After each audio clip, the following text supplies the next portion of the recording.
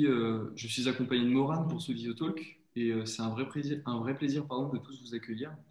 Nous vous présenterons les clés pour finalement réussir votre orientation en études supérieures d'ingénierie. Et pour cela, Génération Zébrée a fait appel à trois étudiants pour vous présenter leur cursus et leur retour d'expérience concernant les études d'ingénieur. Donc, nous serons en compagnie de Brieux, qui est étudiant de l'ECAM, l'École des Arts et Métiers de Lyon, Annie de l'ESCOM Chimie à Compiègne et Ismaël d'HEI à Lille. Avant de débuter, je vous propose un tout petit rappel sur l'accès en études d'ingénieur, les spécialités favorables à cet accès et les métiers sur lesquels ces études supérieures pourraient déboucher. D'ailleurs, n'hésitez pas à poser toutes vos questions dans le chat ou dans l'onglet QR qui correspond à questions-réponses. Morane et moi-même, ainsi que les étudiants, y répondront. Et je vous invite à préciser dans le chat une nouvelle fois en quelle classe vous êtes actuellement, pour voilà, qu'on puisse vous aiguiller correctement. Donc voilà. Un ingénieur, que fait-il au juste? Alors un ingénieur, c'est une personne ayant reçu une formation scientifique et technique, apte à diriger certains travaux, à participer aux applications de la science. L'ingénierie est un terme qui désigne le processus d'imagination, puis de fabrication et enfin de mise en service de quelque chose.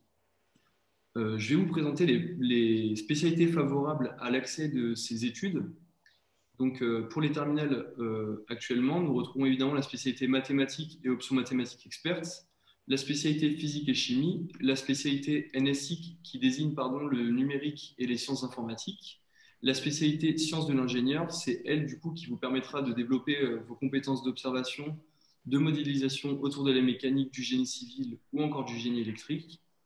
Et enfin, la spécialité sciences et vie de la Terre, qui viendra approfondir des notions liées à la Terre, la vie, l'organisation du vivant ou encore le corps humain et la santé. À part ça, on a un bac techno STI 2D. Donc cette filière, elle est pour celles et ceux qui s'intéressent à l'innovation technologique, à la transition énergétique ou encore à l'industrie. Et concernant l'entrée en études supérieures, vous pourrez envisager directement des études en école d'ingénieur post-bac, donc généralement en Parcoursup, ou bien passer par une prépa ou encore rejoindre l'université pour effectuer une licence. Il est aussi possible, dans le cas de deux personnes qui sont présentes ce soir, d'être admis sur titre, donc en admission parallèle. Donc si vous êtes déjà dans des études supérieures ou si vous avez un BTS ou un DUT ou une licence. Et puis voilà, les écoles d'ingénieurs, en tout cas, vous prépareront à différents métiers. Je vais en citer quelques-uns et on en discutera plus tard. Mais je pensais à l'ingénieur informatique, l'ingénieur en aéronautique ou aérospatiale, l'ingénieur en production ou encore l'ingénieur agronome, l'ingénieur en chimie et l'ingénieur électricien. Voilà pour les présentations du métier. Je vais procéder à la première question. J'aimerais que tous les trois vous vous présentiez rapidement votre filière. Est-ce que vous suivez une formation spécialisée ou généraliste et en quelle année vous êtes? Je te laisse commencer, Brieux par exemple. Donc, bonjour, je me présente Brieux Huc et du coup, je suis en école d'ingénieur à l'ECAM Lyon, comme Jules nous l'a déjà dit. C'est une école généraliste. Donc, avant de faire cette école, donc d'entrer en troisième année, on fait 2 ans de prépa intégrée. Donc, ces 2 ans, en fait, on va préparer l'école avec un niveau plus élevé que ce qu'on va retrouver en troisième année. Et voilà pour les 2 ans. Ensuite, les 3 années d'après, c'est la formation ingénieur à proprement parler. Et donc, on va être sur quelque chose de généraliste. Il n'y aura pas de spécialisation, on va prendre des colorations, donc c'est plus des orientations dans les choix qu'on veut faire. Ça veut dire, par exemple, moi, cette année, je prends orientation énergie. Il y a orientation informatique, énergie, mécanique, etc. Il y a plusieurs possibilités. Ce pas des choix qui vont nous limiter, mais c'est juste quelque chose, une matière qu'on préfère et peut-être un endroit dans lequel on va aller plus tard. Et donc Voilà. toi, tu as choisi quelle coloration du coup? Moi, énergie, coloration énergie et transition énergétique, donc. Donc, ce sera plus la mécanique des fluides, l'électricité. Voilà, c'est quelque chose que je pense être d'avenir. Donc, ça concerne l'environnement, etc. D'accord. Ismaël, tu veux prendre la suite? Oui, bah oui. Ouais. Moi, bonjour, bonsoir à tous déjà. Je m'appelle Ismaël, j'ai 23 ans et je suis à HEI à Lille en quatrième année dans la filière apprentissage cette fois. Donc pareil que mon collègue Brieux, j'ai suivi une troisième année en tronc commun avant de m'orienter en apprentissage. Avant ça, j'ai fait un DUT génie électrique informatique industrielle. Donc, comme quoi, vous n'êtes pas obligé de passer par une voie comme les prépas intégrés ou juste les prépas normaux suite au concours. Donc, j'ai passé des entretiens avec différents profs et des entretiens écrits et oraux pour être accepté à HEI. Pareillement, donc une fois que j'ai passé la troisième année, on a le droit de s'orienter sur différents domaines de spécialisation. Enfin, ce ne sont pas des domaines de spécialisation en soi, ce sont des domaines dans lesquels on a envie de s'orienter, qu'on aime plus ou moins. Donc, c'est une filière généraliste. On va garder tout ce que vous voyez, par exemple, là, en première et en terminale, comme la chimie, la mécanique, l'ingénierie mécanique, enfin tout ce qui s'ensuit, l'électricité, le système embarqué.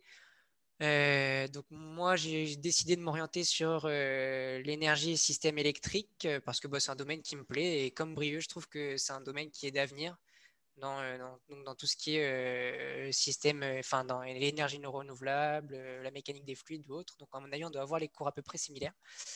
Et je trouvais par-dessus tout que c'était en adéquation avec mon projet professionnel.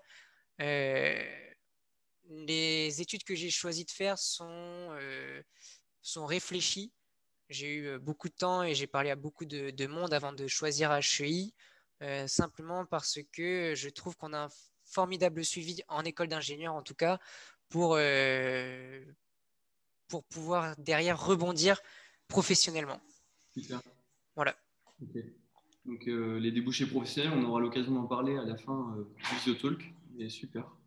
Annie? Oui, donc bonjour, je m'appelle Annie Dotor et je suis à l'ESCOM. Donc c'est l'école supérieure de chimie organique et minérale. Donc c'est une école spécialisée en chimie. Donc moi je suis arrivée, j'ai fait j'ai été admise en post-bac, donc j'ai fait la prépa intégrée de l'ESCOM. Et maintenant je suis en quatrième année, donc en deuxième année du cycle ingénieur. Donc les 2 premières années du cycle, enfin le cycle préparatoire, c'est encore assez généraliste, mais c'est quand même centré sur la chimie.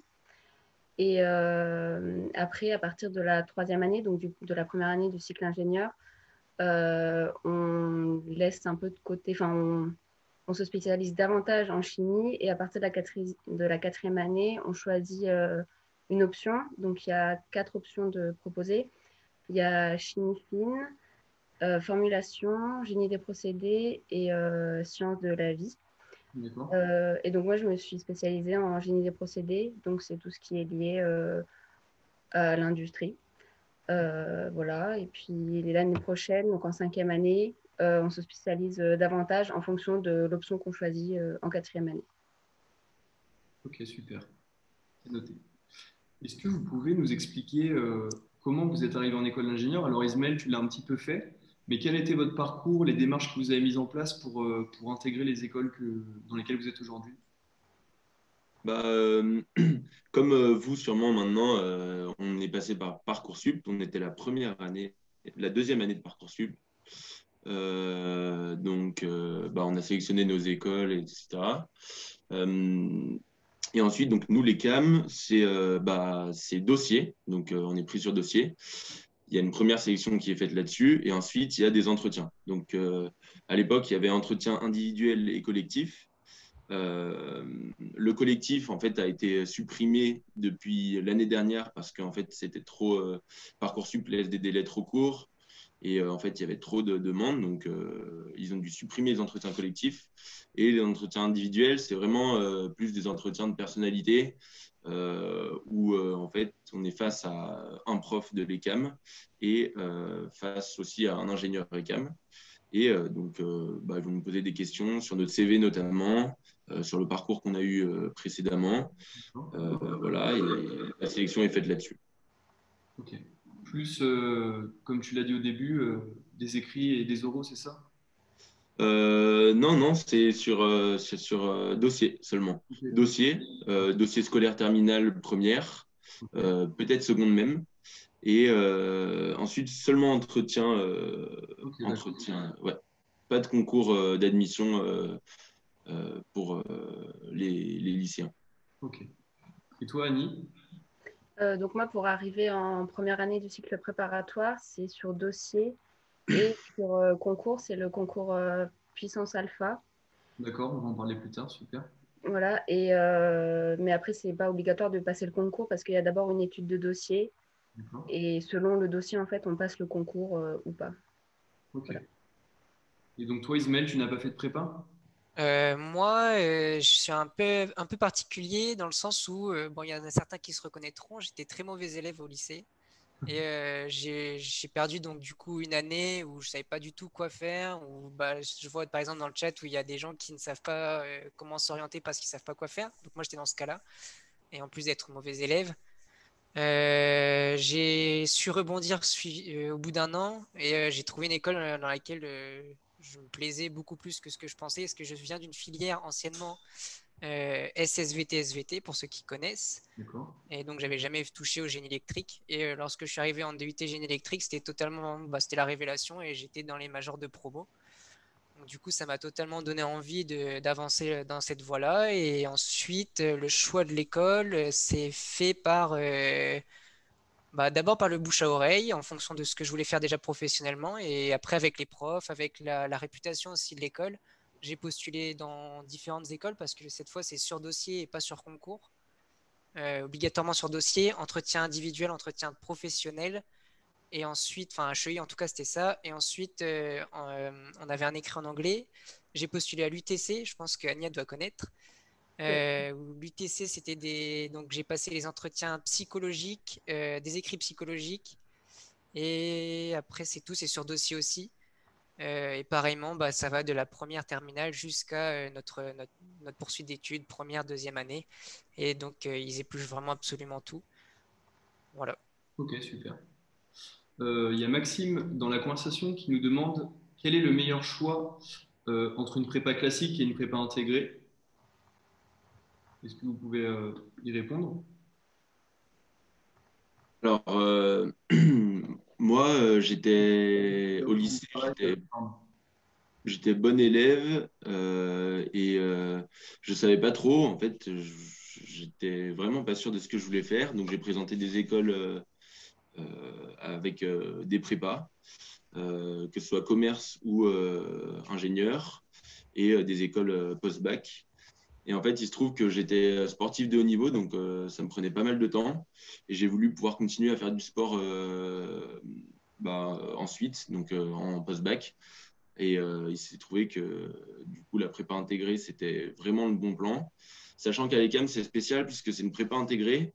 Donc, il n'y a pas la pression des concours, etc. Mais d'un autre côté, on peut passer justement ces concours. En fait, c'est vraiment sur le volontariat. C'est-à-dire qu'il y a des élèves qui vont se dire, je vais aller CAM, mais je vais y aller à fond et tout pour passer les concours. Donc, ces concours PTSI.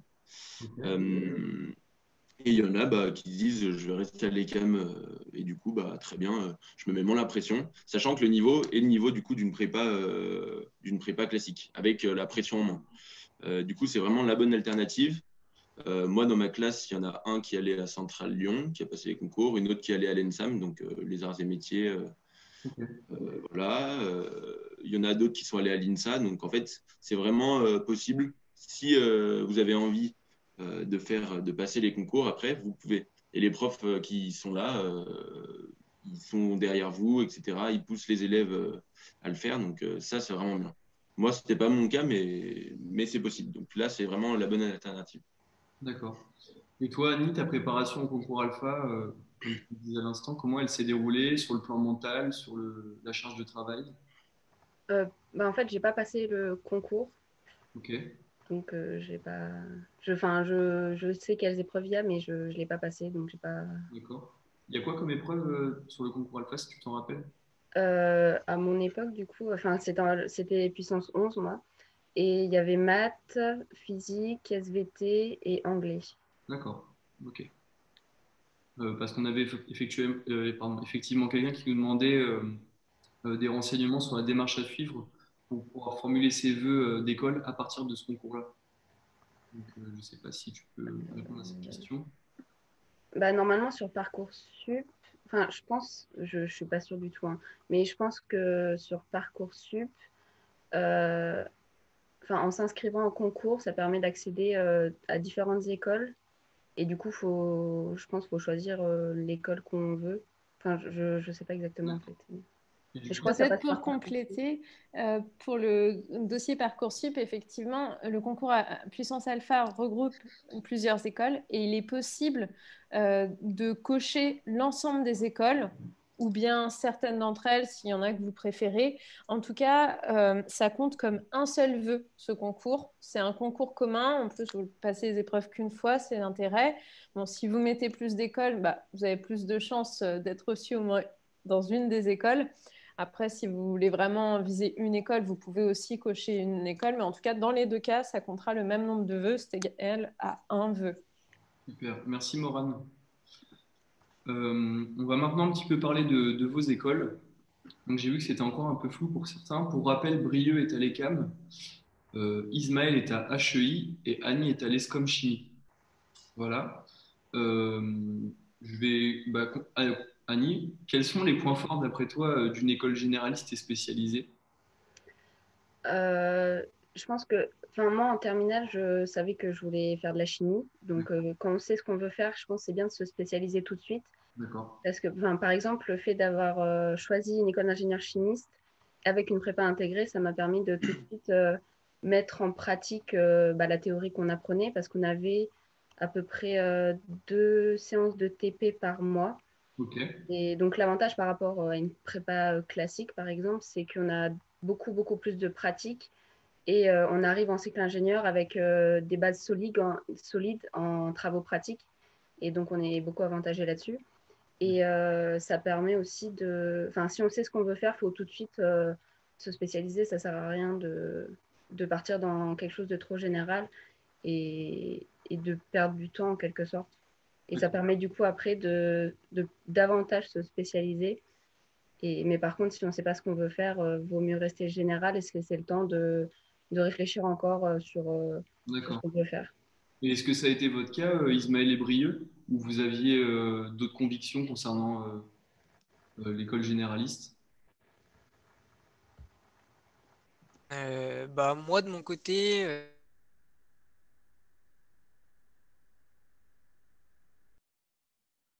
il faut savoir que à HEI, en tout cas, j'ai encore de la chimie, j'ai encore de la mécanique, enfin tout ce qui tourne autour du métier généraliste. Mais il y a certaines matières où vraiment je m'en sors pas du tout, comme la chimie, où vraiment c'est ma bête noire. Et dans ces cas-là, j'aurais préféré directement me spécialiser directement en élec ou en système embarqué, ou plutôt que de partir sur un milieu assez généraliste. Mais au fur et à mesure des années passées, en tout cas à HEI, donc lorsqu'on monte en année, lorsqu'on est proche de la fin de nos études, du moins, bah, on se rend compte que dans le monde professionnel, on a besoin d'ingénieurs généralistes parce que justement, ce ne sont pas des personnes qui sont spécialisées dans un seul domaine. Ils vont réussir à toucher à tout, donc ils vont savoir de quoi est-ce qu'on parle sur le terrain ou lorsqu'ils vont devoir manager des personnes ou avoir en charge différents projets. Ils vont savoir toucher à tout et pas avoir réponse à tout, mais au moins savoir de quoi on parle. Et D'accord. HEI, c'est vraiment ce qu'on essaie de nous inculquer au maximum, c'est d'avoir énormément de connaissances pour pouvoir ensuite rebondir sur certains débats, certaines choses, certaines problématiques qu'on peut se poser en chantier ou sur différents gros projets qui vont nous être donnés. D'accord. Et tu disais le terme manager, donc tu dis par là que vous avez des cours de management aussi en école d'ingénieur? Tout à fait management, communication, gestion d'entreprise. Il y a aussi une filière, enfin en cinquième année, moi par exemple, c'est ce que je veux faire.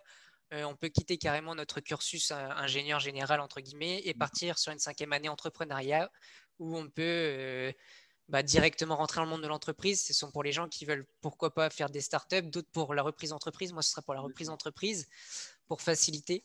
Donc, j'aurai beaucoup plus de cours approfondis sur la gestion d'entreprise, le management, l'entrepreneurial, tout ce qui tourne autour de ce domaine-là, mais dans le tronc commun.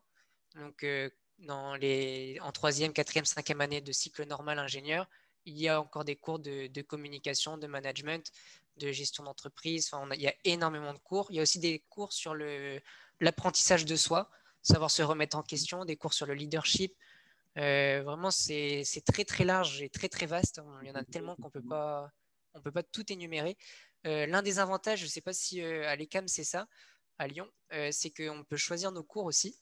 Par exemple, en troisième année, on a différentes unités d'enseignement. Donc, ce sont des cours. Par exemple, on a l'unité d'enseignement chimie. Et dans l'unité d'enseignement chimie, on doit choisir 2 matières qu'on va voir dans l'année.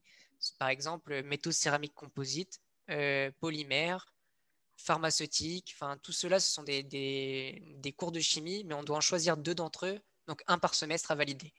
Et ça, je trouve que c'est vraiment un point très fort sur lequel on ne peut pas forcément sur lequel on ne peut pas passer à côté parce que on s'oriente déjà dans quelque chose qu'on aime. On a déjà un point fort sur lequel on peut discuter. D'accord. Ok. Une question un petit peu plus légère, on va dire. On nous a demandé chez Génération Zébré quel support vous utilisiez pendant les cours. Savoir est-ce que vous utilisez une tablette avec un stylo, un ordinateur ou tout simplement des feuilles de papier et si parfois vous aviez éventuellement des ateliers manuels, donc plutôt pratiques. Comment ça se déroule? Annie, je veux bien t'entendre à ce sujet.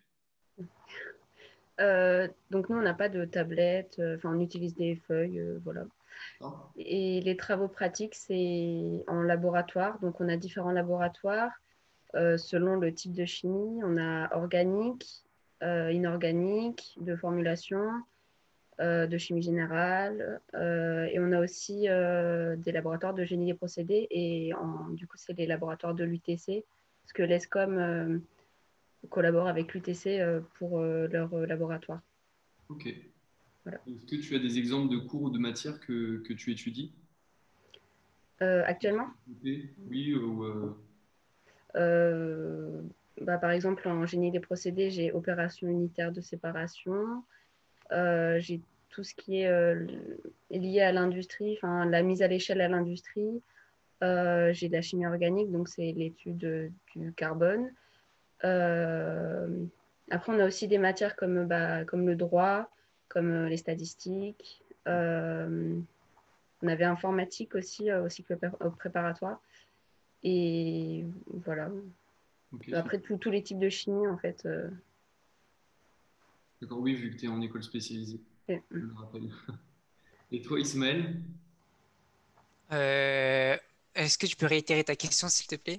Ah, excuse-moi. On parlait justement de, à la base des supports que vous utilisiez pendant les cours. Donc, est-ce que D'accord. c'est ordinateur et s'il y a dans le cadre des travaux pratiques des structures qui vous sont consacrées, à savoir des laboratoires.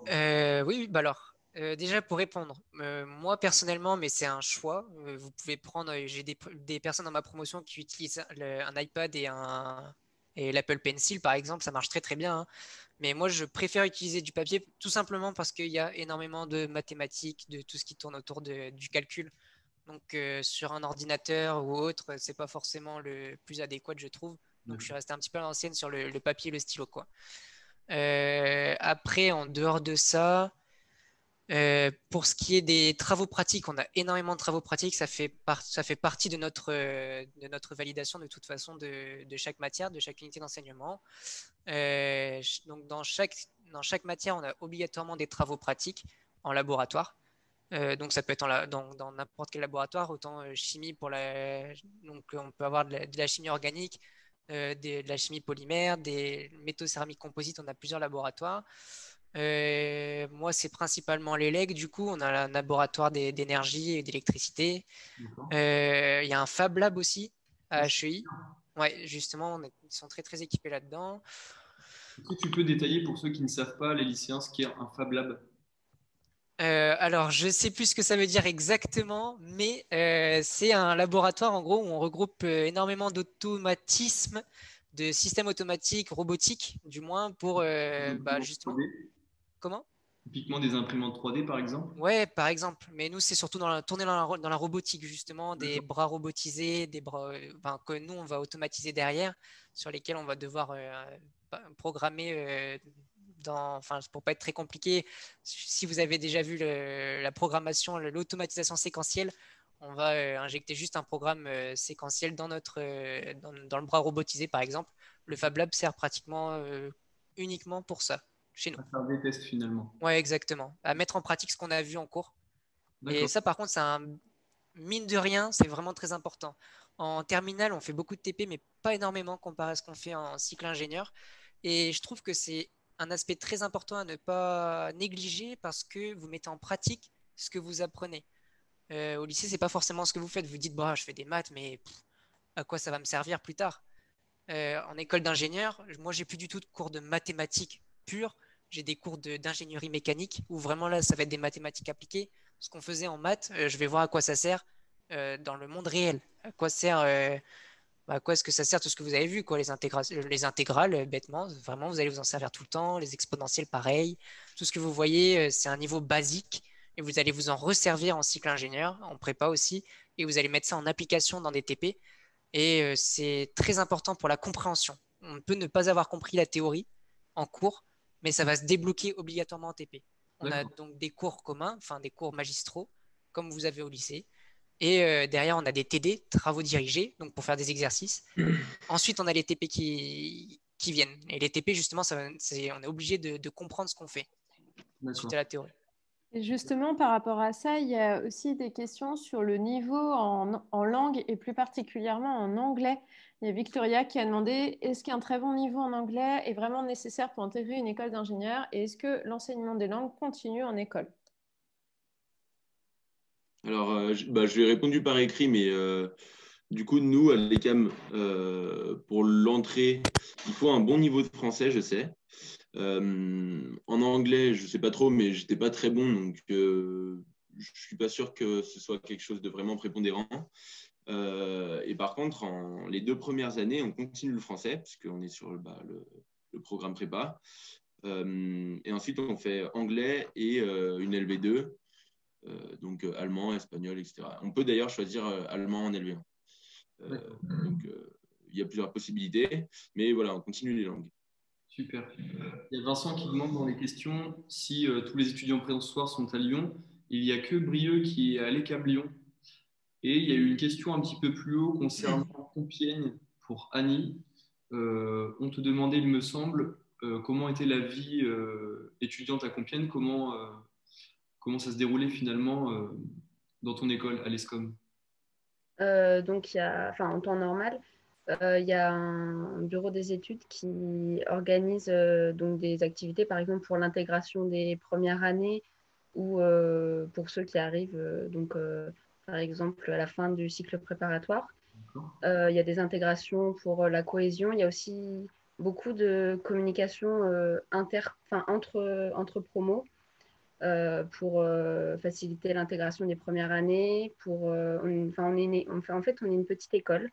Donc, toutes les promos s'entraident et on est tous très solidaires et il y a vraiment une bonne intégration.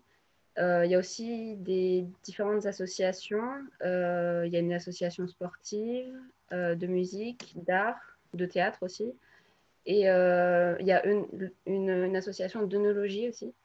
Et en fait, si par exemple quelques étudiants souhaitent construire leur propre association, c'est possible. S'ils sont motivés, ils peuvent faire en sorte que de construire une association. Par exemple, il y a quelques années, il y avait une association pour fabriquer de la bière. Et donc, il y avait de base, je crois que c'était 5-6 étudiants qui étaient motivés pour créer cette association. Donc, ils ont réussi à la créer, à la financer, voilà. Et au final, elle n'a pas été reprise, donc elle a disparu. Mais si des étudiants sont motivés pour créer une association, c'est tout à fait possible. Voilà. D'accord. On va survoler très rapidement les questions qui sont dans la discussion. On nous demande si au niveau du logement, comment cela se déroule, que ce soit pour Lyon ou ailleurs. Ça, c'est une question plutôt large, donc on essaiera d'y répondre plus tard. Morane pourra sûrement t'envoyer un message. Ensuite, comment est la vie sociale en prépa? Travaillons-nous tant que ça? Ça va déboucher sur la prochaine question que j'aimerais vous demander. À quoi peut ressembler une journée type en école d'ingénieur finalement? Brieux, je veux bien te laisser la parole, si tu veux bien. Ok, j'avais vu ta question, du coup, j'étais en train d'y répondre à l'écrit, mais voilà, j'y réponds maintenant. En fait, le travail, il y a beaucoup de travail, mais la marche, elle se fait, en fait, il y a une sorte de transition entre le lycée et la prépa de septembre après les vacances de la Toussaint, où c'est un peu plus tranquille, on va dire. Et après, le rythme de croisière, il s'adopte en fait automatiquement. Ça veut dire que en fait, on travaille beaucoup plus, c'est sûr. Ça n'a rien à voir en fait. Mais, l'ambiance, elle prend carrément le dessus. Ça veut dire que pour la plupart, ça vient aussi sur ta deuxième question, on était en internat.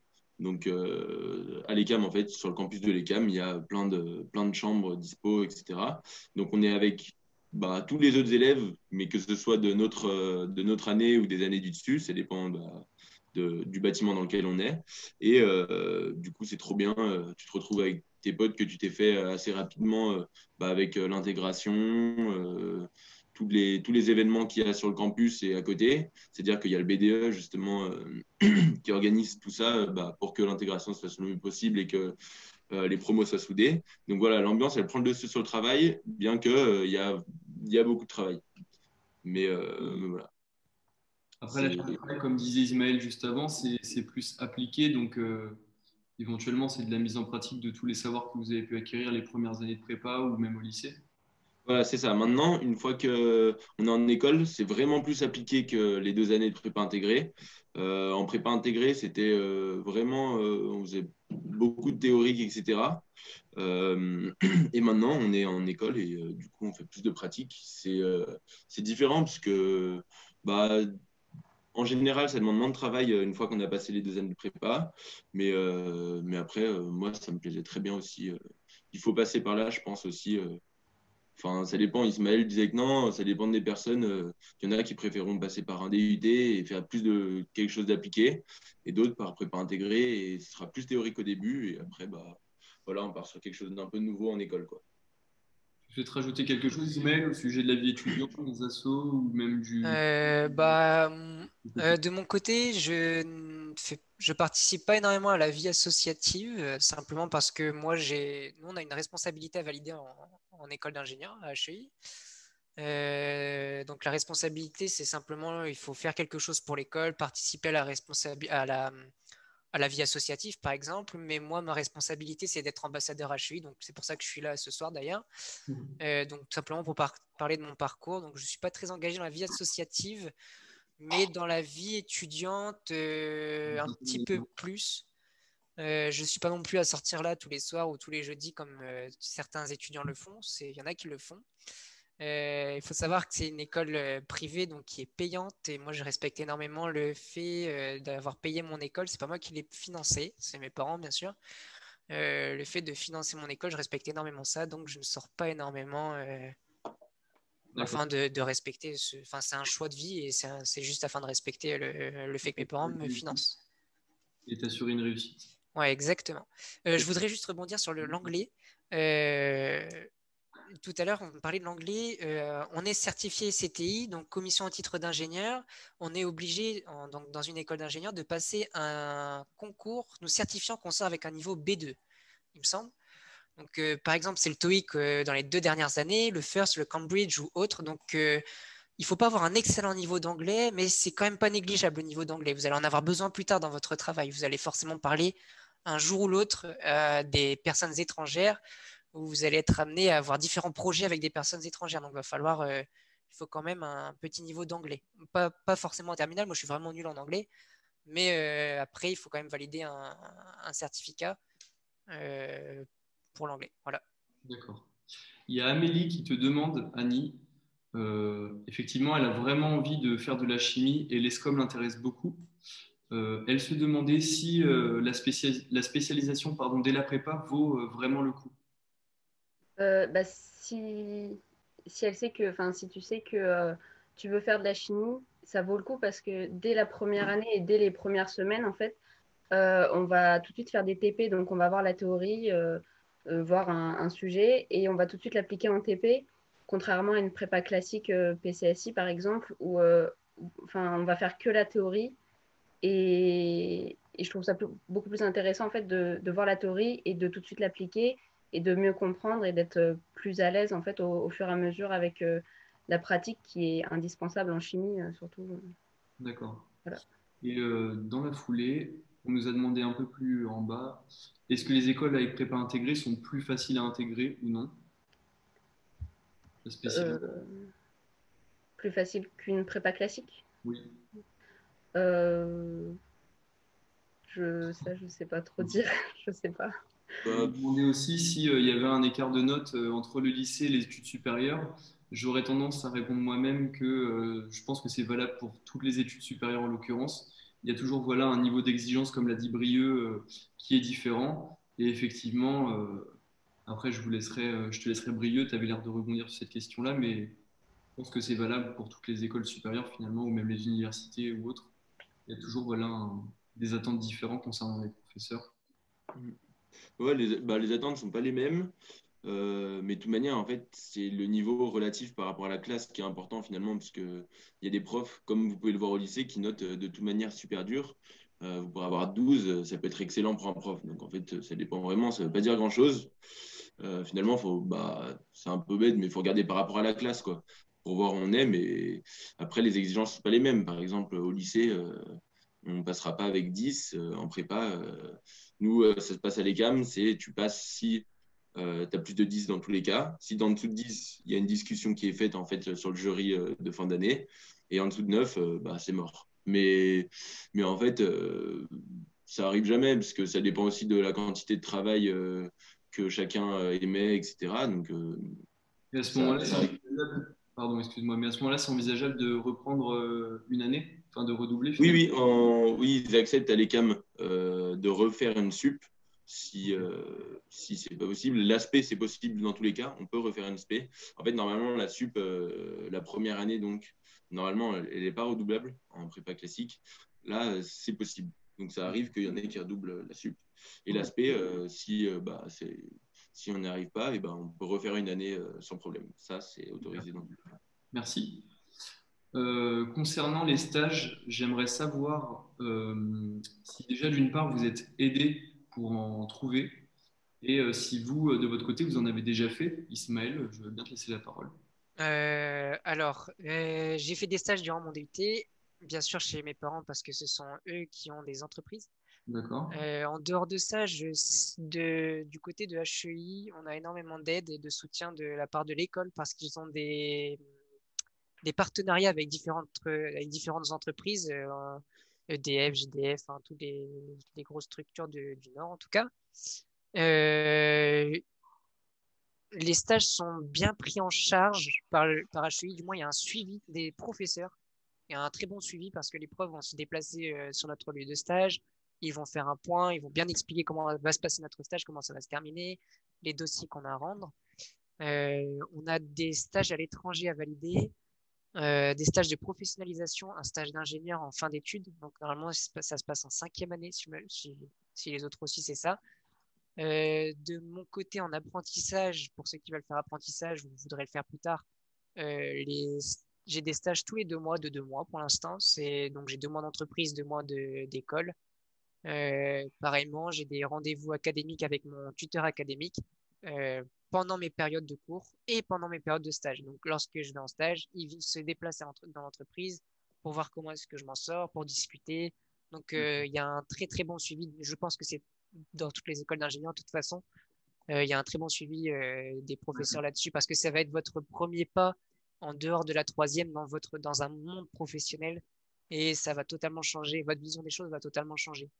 Ok, super, merci. Et Annie, toi, as-tu un retour d'expérience concernant les stages? Oui, donc en fait, nous, on a un stage par an à faire. Donc D'accord. dès la première année, Ok. Comment? Non, dès la première année, comme tu le disais.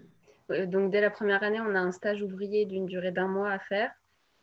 Donc pour valider la première année. En deuxième année, on a un stage technicien de 2 mois qui est facultatif, mais c'est toujours mieux de le faire.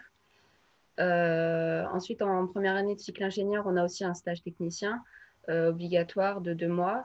Et donc là, moi, en fin de quatrième année, j'ai un stage de 3 mois. Donc c'est un stage pré-ingénieur. Et puis l'année prochaine, un stage de 6 mois pour finir ma scolarité. D'accord. Ok. Et toi, Brieux? Et nous, c'est un peu pareil que Annie. En première année, on a un stage ouvrier de 1 mois. Ensuite, en deuxième année, on n'a rien. En troisième année, donc moi, je suis en troisième année. Cette année, en fin d'année, j'ai 3 mois de stage. Et ensuite, on part sur 6 mois de stage, donc le stage de fin d'études, en cinquième année. Ok. Super. Ok, bah, c'est très clair jusqu'ici. Merci beaucoup pour votre participation en tout cas. Est-ce qu'il y aurait des questions concernant les stages avant qu'on avance? On va aborder, je pense, le thème des métiers d'ingénieur. J'ai pas vu de questions sur les stages particulièrement, mais il y avait une question de Judith qui était intéressante. C'est en rentrant en école post-bac, donc ça concerne plutôt Brieux et Annie, est-ce qu'on se dirige obligatoirement dans une école avec prépa intégrée? Enfin, est-ce que la prépa intégrée est obligatoire ou est-ce qu'on peut tout de suite faire de l'ingénierie? Annie, je te laisse répondre. Oui, mais j'ai pas trop compris la question. C'est du coup Je pense. directement aller dans une prépa intégrée ou Bah, la personne demande si la prépa est intégrée et est obligatoire quand on rentre en école post-bac. Donc Euh, j'imagine que oui, hein, c'est... bah, on peut rentrer, bah, par exemple pour les SCOM, on peut rentrer donc en première année de cycle préparatoire, donc en prépa intégrée, mais on peut aussi rentrer en première année du cycle ingénieur, donc en ayant fait avant, ça peut être 2 années de licence, un DUT, un BTS ou même une prépa classique. D'accord. Mais tu auras toujours une classe prépa intégrée quand tu rentres juste après le bac comme toi. Tout le monde fait ça, c'est ça, tous les étudiants font ça. Ils font une classe prépa intégrée. Tous ceux qui sont arrivés juste après le bac, Oui, comme toi, ils font tous une prépa intégrée. Je pour crois que rentrer, c'est ça. pour aller à l'ESCOM, oui. Oui, Oui, oui. d'accord. Ok. Et, Et il y avait une question sur l'apprentissage aussi pour Ismaël, pour savoir si c'était plus difficile que le cursus classique. Euh, bon, ça dépend comment est-ce qu'on prend le problème. Moi, je pensais au contraire que ça allait être beaucoup plus simple, mais en fait, c'est beaucoup plus compliqué parce que la charge de travail sur la période académique est vraiment pas énorme, mais on a un peu plus de charge de travail parce qu'on voit exactement la même chose qu'en tronc commun, en normal, mais sur 2 mois de cours. Donc c'est très condensé, mais derrière, après, on a 2 mois où on est en entreprise, c'est un petit peu plus calme. Bon, on a des projets à gérer, on a différents problèmes à gérer en entreprise, mais c'est totalement différent. Ensuite, il y a le fait de revenir en cours qui est assez complexe parce que c'est une gymnastique d'esprit. Il faut te remettre un petit peu dans les cours 1 ou 2 semaines avant, histoire de te remettre dans le bain de l'école. Après, c'est pas plus compliqué pour avoir fait les deux. C'est pas plus compliqué, c'est pas plus simple. Vraiment, c'est exactement la même chose. ok. Si c'est juste pour l'insertion professionnelle, tu rentres vraiment dans un monde professionnel directement. Tu apprends beaucoup plus rapidement à te professionnaliser. Tu vas acquérir énormément d'expérience en plus de ton parcours ingénieur académique. Ok. Super, merci de ta réponse, Ismaël. Concernant les métiers d'ingénieur, est-ce que vous pouvez me parler un petit peu des débouchés? Annie, en l'occurrence, toi qui es en chimie, vers quel domaine d'études tu te prépares? Pardon, vers quel domaine tes études te préparent-elles? Excuse-moi. Donc moi, je me suis spécialisée en génie des procédés, donc je vais partir plutôt dans le domaine de la production, donc dans l'industrie. Après, au niveau des types d'entreprises, en ayant choisi l'option génie des procédés, je peux aller un peu partout du moment que je reste dans la production. Voilà, je ne sais pas trop quoi dire de D'accord. plus. Et toi, Brieux? J'ai pas trop d'idées de ce que je veux faire, mais en termes de débouchés, en tout cas, c'est vraiment super varié. Je sais qu'il y a à peu près un quart des ingénieurs qui partent dans l'industrie, un autre quart qui part dans les transports, donc beaucoup l'automobile, les cams, parce que c'est plutôt axé mécanique, bien que ce soit généraliste quand même. D'accord. Et ensuite, il y a, je crois, 15% en informatique, 10% en conseil. Et après, le reste, il y a encore plein de domaines qu'on peut recouvrir, mais voilà, en gros, ça, c'est les tendances. Et comme on a dit, c'est spécialiste, donc on peut aller un peu de partout à la sortie, quoi. Voilà. Ok, d'accord. Et toi, Ismaël, as-tu une idée éventuellement de débouché? Il faut savoir que ce qui est compliqué lorsqu'on est lycéen, donc on se glisse dans votre peau, c'est de ne pas savoir ce que vous voulez faire plus tard. C'est normal, vous êtes incertain, c'est totalement logique de ne pas savoir ce que vous allez faire. Mais dans votre cursus ingénieur, lorsque vous allez rentrer en cycle ingénieur, à partir de ce moment-là, il faut quand même déjà commencer à dessiner son parcours professionnel, dans le sens où votre parcours ingénieur, du cycle ingénieur, va refléter ce que vous allez faire plus tard. C'est pas non plus un fardeau de ne pas savoir ce que vous allez faire, mais il faut quand même avoir une petite idée. Nous, de notre côté, on a énormément de débouchés comme tout le monde, vraiment divers et variés. Il y en a qui peuvent partir, ils peuvent vraiment se réorienter dans la communication s'ils ont envie. Ils peuvent faire chef de projet, chef de chantier, chef de d'énormément de choses, de plusieurs domaines divers et variés. Les gens qui vont faire chef d'entreprise, qui vont faire des startups, reprendre des entreprises aussi. HEI aide énormément à cette insertion-là aussi. Après, je ne sais pas, il y a vraiment énormément de débouchés. Vraiment, le cycle ingénieur général, que ce soit à l'ECAM ou à HEI, vu que là, ce sont les deux écoles généralistes qui sont présentes ce soir, vous ouvre énormément de portes. Comme si vous faisiez une première S, terminale S, quoi. On vous dit que ça vous ouvre énormément de portes. Le métier de généraliste vous ouvre encore plus de portes derrière. Super, merci de ta réponse. Pour finir, est-ce que vous avez éventuellement des projets futurs ou parallèles à votre école, que ce soit plus axé sur vos passions ou en rapport directement avec vos spécialités et je ne sais pas, des projets éventuellement associatifs, comme tu disais plus tôt, Annie? Donc moi, j'aimerais bien partir, j'aimerais bien devenir ingénieur de développement de procédés. Donc c'est tout ce qui est autour de la mise à l'échelle industrielle, l'optimisation des différentes réactions. D'accord. Euh, voilà. Après, je ne connais pas encore tous les métiers. Je viens juste de commencer la spécialisation, donc je ne connais pas vraiment le domaine. Mais a priori, c'est ce qui m'intéresse le plus. Et voilà. Et après, après au niveau du domaine, ça peut être n'importe lequel, parce qu'en fait, de la chimie, il y en a partout. Donc, ça peut être presque n'importe quel type d'entreprise. Et, et voilà. Et c'est très ouvert. Voilà. D'accord. Toi, Brieux, des projets quelconques Des projets quelconques. Pour cette année, je pars avec un pote de promo. D'accord. On fait le 4L Trophy, donc c'est un projet Super. étudiant trop bien, dans lequel on part en 4L en fait au Maroc. C'est un raid humanitaire, voilà.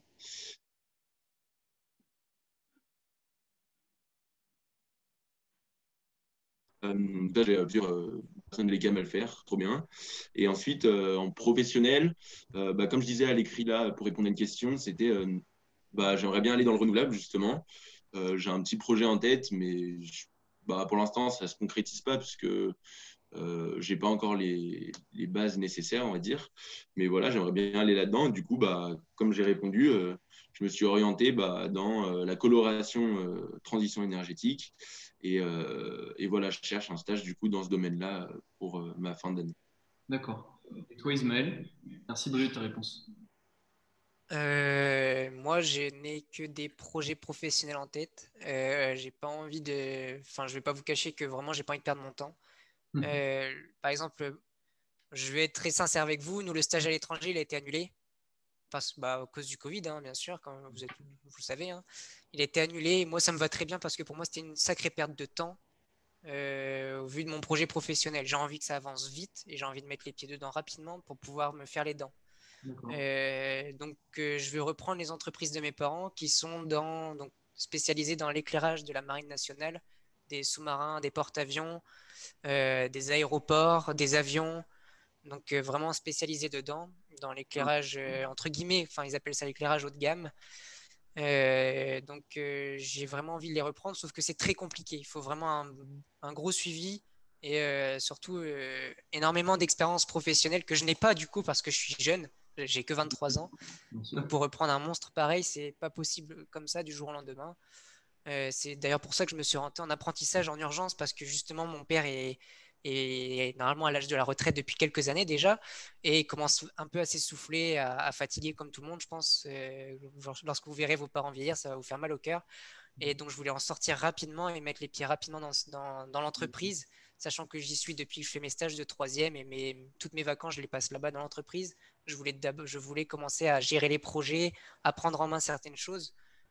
Sachant qu'il a fallu que je fasse le tour de l'atelier, j'ai dû enfiler un bleu de travail comme tout le monde, j'ai dû me faire les dents professionnellement et pour savoir de quoi je parlais dans l'entreprise. Super. Les entreprises familiales, donc. Ouais, ce sont des entreprises familiales, ouais. Super. C'est mon plus gros projet pour l'instant, c'est ça, et après je verrai. Mais pour le moment, c'est mon plus gros but, c'est ce projet-là et ça me tient vraiment, vraiment à cœur. Super. Merci de partager ça avec nous, Ismaël. Pour finir, une dernière question avant de vous présenter le site de Génération Zébrée. J'aimerais, par exemple, Annie, savoir, d'après toi, ce que signifie le métier d'ingénieur. Quels sont les enjeux de demain, notamment en chimie, d'après toi, tes motivations? Alors, bah, déjà, un des enjeux, je pense que l'enjeu principal, c'est de tourner la chimie vers la chimie verte, donc une chimie responsable, qui préserve l'environnement en utilisant donc des énergies renouvelables. Donc développer tout ce domaine de la chimie verte qui est de plus en plus important, surtout en ce moment, et qui se développe de plus en plus dans de nombreuses entreprises. Et donc en étant ingénieur, on est polyvalent. À la fois, on a un enseignement scientifique et on a un enseignement aussi. On n'étudie pas que les sciences, on étudie par exemple le droit, comme j'ai dit tout à l'heure. On n'est pas, on est ouvert en fait, on est polyvalent et c'est ce qui permet d'avoir, de pouvoir avoir différents postes et faire différents projets, Ok, avoir des différents projets professionnels. super. Merci. Et toi, Brieux, comment tu perçois un petit peu le métier d'ingénieur? Quels enjeux vois-tu à l'horizon pour peut-être 2023, 2025, 2030? Euh, je le perçois comme des personnes qui doivent être, on doit être innovant, pardon. En fait, c'est un peu, on nous forme à ça, je pense, au final, justement par la généralisation. On apprend à faire plein de choses, etc. À être créatif, laissé par la créativité, ça c'est aussi important. Et je pense que du coup, quand on nous dit vous devez changer le monde entre guillemets, en tout cas à notre échelle et faire ce qu'il faut, par exemple dans le renouvelable ou dans les énergies, je pense que c'est là où il y a le plus d'efforts à faire. Mais je vois ça, comme des personnes qui doivent trouver des solutions pour que le monde aille mieux. Je pense que c'est D'accord. ça le vrai objectif. Ok. Et toi, Ismaël? Alors moi, je vais rejoindre un petit peu Brieux là-dessus. Je suis pas du tout là-dedans, mais je pense que le métier d'avenir dans l'ingénieur, en tout cas la problématique de demain, je parle au niveau mondial cette fois, ça va être de s'axer sur l'environnement. Je suis pas du tout dedans. Moi, je déteste le développement durable. Bon, j'en fais énormément hein, dans mon cursus, mais je déteste ça. Tu as une Enfin, matière qui est reliée à ça? ouais, j'ai des matières carrément qui sont reliées au développement durable, à tout ce qui est éolien, énergie solaire, enfin tout ce qui tourne autour. Et ça va être cet axe-là qu'il va falloir énormément aborder plus tard, que ce soit en chimie, en élec ou ailleurs, hein, dans n'importe quel domaine, dans toutes les entreprises. Ils vont tous commencer à demander des certifications ISO 14001, par exemple. Donc, ce sont les certifications environnement pour les normes environnementales des entreprises qui sont très importantes, qui vont commencer à devenir une partie prépondérante des entreprises. Donc, pour moi, dans n'importe quel métier dans lequel vous allez vous orienter en tant qu'ingénieur, il va falloir avoir une partie responsable dans l'environnement. Ça va être le métier de demain, à mon avis. Merci, Ismaël. Merci de ton retour. Eh bien, super. Ça m'a fait super plaisir en tout cas parce que moi, j'y connaissais vraiment rien en ingénierie. Pour vous dire, je suis en école de communication et franchement, c'était hyper intéressant. Je vais demander une dernière fois s'il y a des questions. C'est le moment. En parallèle de ça, je vais venir vous montrer comment fonctionne le site Génération Zébrée pour que vous puissiez découvrir les écoles et ce qu'elles proposent. Donc là, une nouvelle fois, je présente les étudiants qui vous ont partagé leur expérience ce soir. Donc Brieux qui est de l'ECAM à Lyon, Ismaël qui est d'HEI à Lille et Annie qui est à l'ESCOM à Compiègne en chimie. Je vais faire un partage d'écran, vous allez me dire si ça fonctionne. Je vais aller sur le site de Génération Zébré maintenant. Et vous allez me dire si vous le voyez. C'est bon? Ah oui, très bien. Super. Donc pour les lycéens qui sont présents dans cette discussion, vous pouvez d'ailleurs y aller en même temps que moi. Une fois sur le site, vous avez ici École d'ingénieurs. Vous cliquez dessus. Là, vous allez avoir un panel de plusieurs écoles qui sont proposées. Donc les CAM, ENIM, ESCOM, HEI. En fonction du secteur géographique que vous recherchez, vous allez cliquer sur le côté, sur la ville qui vous correspond. Également, vous pouvez sélectionner un statut et un niveau d'entrée. Par exemple, prenons les CAM Lyon. Vous cliquez sur plus d'infos et à ce niveau-là, vous aurez une fiche complète de la formation, enfin des formations que proposent les CAM. Hop, j'ai un petit bug, ça va revenir. Voilà. Des formations que proposent les CAM et également des événements à venir pour avoir de plus amples informations concernant les différentes écoles qu'on a pu vous présenter aujourd'hui. Donc là, en l'occurrence, vous avez des journées portes ouvertes. Vous pouvez également choisir de recevoir une plaquette d'information par mail ou d'être appelé par l'équipe d'admission de l'école, voire tout simplement discuter avec un étudiant de l'école, comme on vient de le faire ce soir avec Brieux, Ismaël et Annie. Je vous montrerai juste après comment s'inscrire. Si vous descendez plus bas, vous avez des chiffres clés concernant l'école et les accréditations. Donc tout ça pour savoir si le diplôme proposé par l'école est reconnu par l'État, le nombre de campus que propose l'école, etc. Une vidéo de présentation et un historique. Et plus bas, toutes les formations proposées par, en l'occurrence, les CAM Lyon. Donc c'est valable pour les trois écoles, HEI et les SCOM Chimie. Donc voilà, sur la durée, le niveau d'entrée de cette formation, si l'alternance est possible ou non, et le salaire moyen à l'embauche en bas. Et plus haut, comme je vous le montrais, n'hésitez surtout pas, les lycéens qui sont présents ce soir, à venir vous inscrire dans les JPO virtuels présentes sur le site de Génération Zébré. Donc ça se présente comme ça. Vous cliquez là et à la suite de cette action-là, vous recevrez un mail qui vous donnera plusieurs informations concernant l'école et vous aurez voilà, les clés en main pour faire la meilleure des intégrations dans l'école supérieure, les études supérieures. Je vais arrêter le partage. En tout cas, merci beaucoup. Alors, je vais vérifier une dernière fois s'il n'y a pas des questions. JPO, oui. JPO, c'est les journées portes ouvertes, pardon. OK. Eh bien, merci beaucoup à vous trois. Merci Annie, merci Ismaël et merci Brieux. Merci également aux écoles partenariats, donc à l'ECAM, à HEI pardon, et à ESCOM. Et n'hésitez pas à vous rendre sur le site pour naviguer parmi les formations et également pour vous inscrire aux portes ouvertes et également découvrir sur notre site les métiers d'avenir dans l'ingénierie. Et si vous avez un mot à rajouter, c'est le moment. Ismaël, Brieux. Oui, moi je vais répondre à une question qu'on n'a Oui. pas, on n'a pas abordée, c'est nos niveaux horaires. Oui. Dans nos emplois du temps, comment est-ce que ça se passe? Comment est-ce que c'est mis? Moi, je vais répondre pour moi d'abord et après, je laisserai la parole, bien sûr. De notre côté, en troisième année, on a cours de 8h à midi en général ou jusque 13h et l'après-midi est plutôt libre ou alors pour les cours de communication et de management. Management d'entreprise ou management leadership et communication, enfin bref. Donc le matin, c'est plutôt axé ingénieur et l'après-midi, c'est tout ce qui est management. Arrivé en quatrième année, une fois que vous avez tout validé, moi par exemple, en apprentissage en tout cas, et je crois qu'en tronc commun c'est pareil, on fait moi je fais du 8h, 18h, 19h tous les jours avec une heure pour manger, mais je crois que ceux qui sont en tronc commun, c'est un peu plus light. Parce que moi, c'est condensé sur 2 mois évidemment.